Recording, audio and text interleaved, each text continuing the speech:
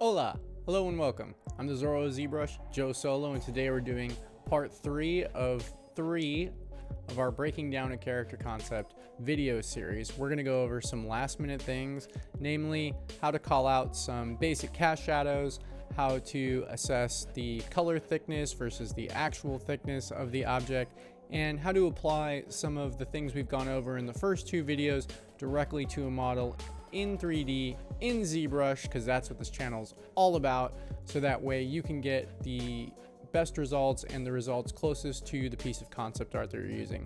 Let's go ahead and jump right into it. All right, everyone, we got our handy dandy Pikachu hat on here, and we're gonna go ahead and dive into this tutorial here. I'm gonna go through here and identify everywhere there's a cast shadow. Why is this important? I feel that the cast shadows can help you identify corners and the ends of pieces where things are turning.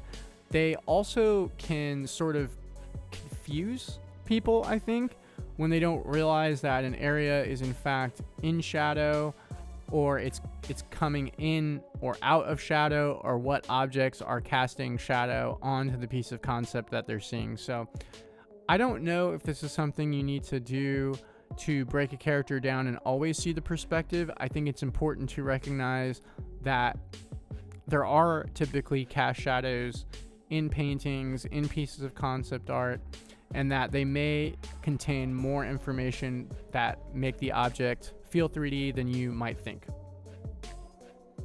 Now, oh my God, this artist did an amazing job. Their portfolio link is in the description.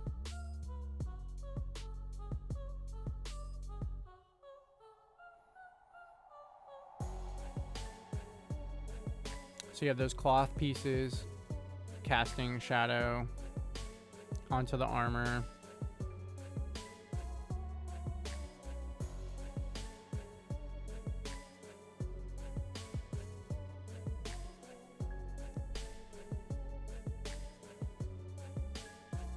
The shoulder pad is casting shadow onto the armor, and you can kind of see it's also giving away the front plane of things.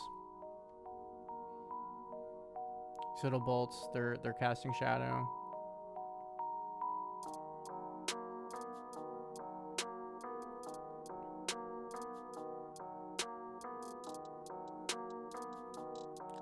The waist piece is casting a shadow on the torso armor.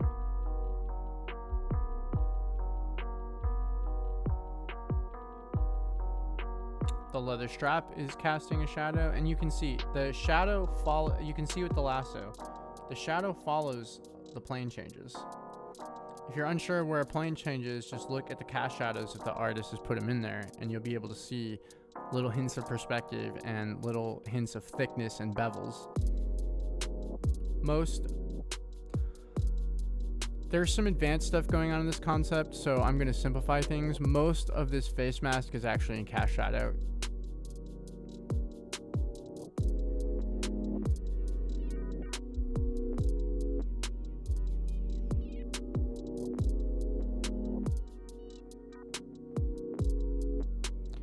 And shadows usually indicate, or will help you shadows will usually help you find where the corner of an object is. Usually the core shadow is at the corner of an object, or a highlight is at the corner of an object.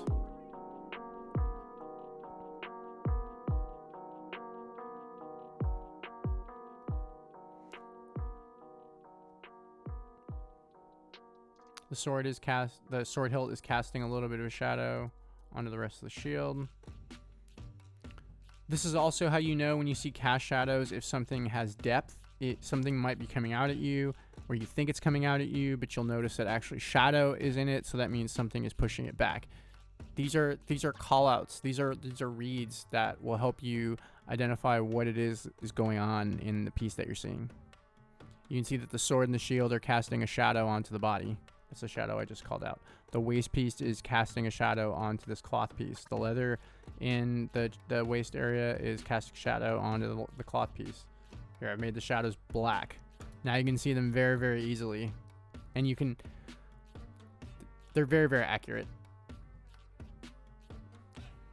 A little bit of cast shadow from the flap, a little bit of cast shadow from the ankle onto the foot, ankle armor to the foot, cast shadow in between these little armor plates.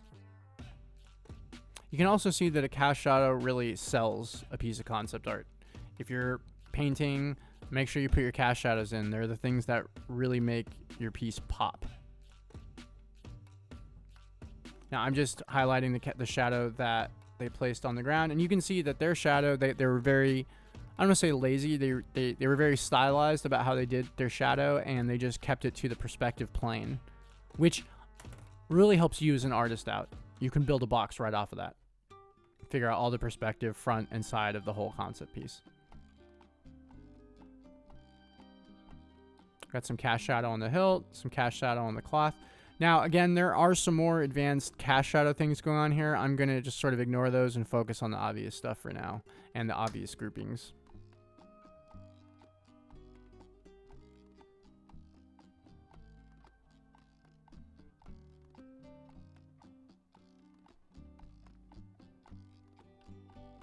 Cast shadow from that sort of center belt piece. If you look at these cast shadows against our abstracted breakdown of the concept that we did in video 1, you still get a very, very 3D feeling piece, and that's because the shadows are always following the form of the body or the object that they're being cast onto or cast from. If you can learn to see all of these things in the concept piece, you're going to really be able to figure out exactly what's happening, and you're going to figure out if you can get your 3D piece to be more accurate to what the artist is doing. Before we jump into the last part, we're going to jump into Photoshop, take a closer look at the concept, and I just want to talk about a few things in regards to the thickness of the lines the artist has chosen to use. Now, I noticed this particular error a lot when people are reading a concept. They will confuse the area that's in color and the area that is in outline or the line itself, and they'll only think about the thickness of the area in color. They won't think about the area, the thickness of the area from the start of the outline or line to the end, the outer end of the other side of the line. Let me kind of show you what I mean here.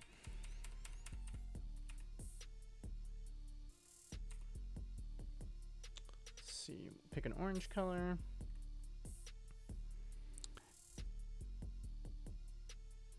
The actual thickness of the piece is this.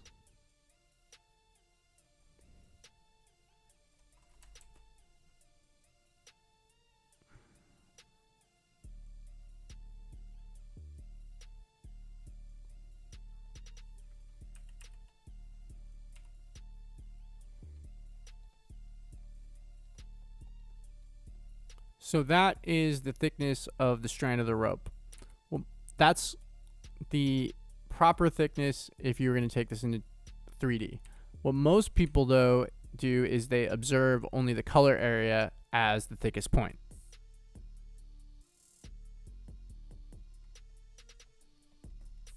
You can see the difference pretty clearly. What the artist drew, everything that's there is intentional. The entirety of the thickness of the line or the object needs to be taken into account in the concept, not just the area and color. If you don't take the outline and the whole thickness of the drawing into account, you're going to notice in 3D that everything looks like kind of thin and it's never quite hitting the concept. And when you do the breakdown where we sort of abstract all the shapes, it's going to be really noticeable then. Be mindful of this. If you're mindful of this, your block out and your 3D model is going to be a lot closer, a lot sooner. let's go ahead and jump over to ZBrush for the very last part. We've now jumped into ZBrush Z Fighters, and we're going to go ahead and bring this all together. What we're going to look at now is how to take the colors we've applied to our 2D concept and apply them to our 3D model before we take that 3D model into Photoshop for comparison. Let's get the video started here. What I'm going to do is I'm going to bring in our painted concept. I'm going to project that concept onto the back side, or just a side you don't really see in the camera, of our model. That way I can color sample on it, and then I'm just going to fill the various parts of our model with the colors that we selected in Photoshop. I'll be able to take this flat color render through copy pasta and put it into Photoshop next to the concept, and we'll be able to compare really easily from there. This is really simple, it's straightforward. You're just going to watch me go through it.